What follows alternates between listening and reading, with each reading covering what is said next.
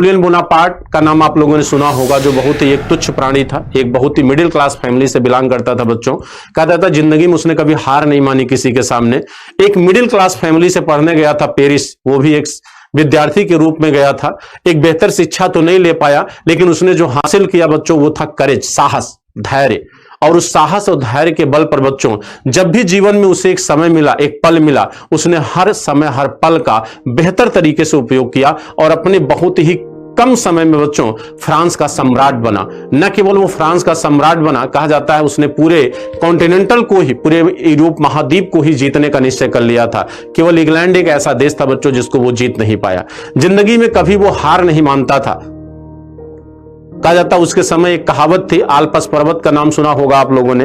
कहा जाता है कि एक प्रचलन था कि आल्पस पर्वत को आज तक कोई पार नहीं कर पाया, और जब उसने इस चैलेंज को सुना तो उसने बड़ी खुशी से इसे एक्सेप्ट किया कि मैं आल्पस पर्वत को पार करूंगा। जब उसने अपनी सेना के सामने इस बात को रखा कि हमें आल्पस पार करना है, तो सेना ने उसके पीछे जाने से मना कर दिया। उसने कहा कि मैं नेतृत्व करता हूं, मैं सैनिक हूं, अगर मौत आएगी तो सबसे पहले मेरी आएगी, और अगर मेरी आए तो तुम लोग पीछे हट जाना।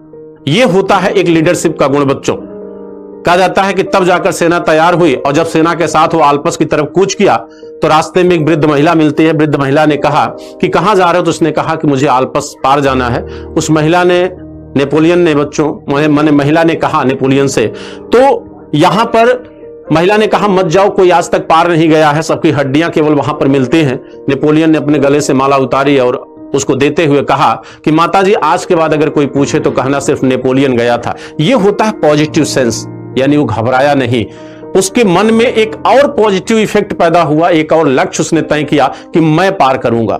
और जब वो आगे बढ़ता गया, सेना बार बार पूछती थी कि अभी कितना दूर है आल्पस, तो आगे कहता था अगली चोटी आल्पस है। और जब काफी आगे निकल गया, सेना ने पूछा कि आल्पस कितना दूर है, तो उसने कहा आल्पस पीछे छूट गया है। इसका मतलब हुआ बच्चों कि जब आप लाइफ में किसी एग्जाम को, किसी टारगेट को, चाहे वो आईएएस हो, चाहे आपका एग्जाम हो, किसी को भी जब आप एक टारगेट बनाते हो तो उसको लेकर आपके मन में एक प्रेशर पैदा होता है, टारगेट बनने ही मत दो।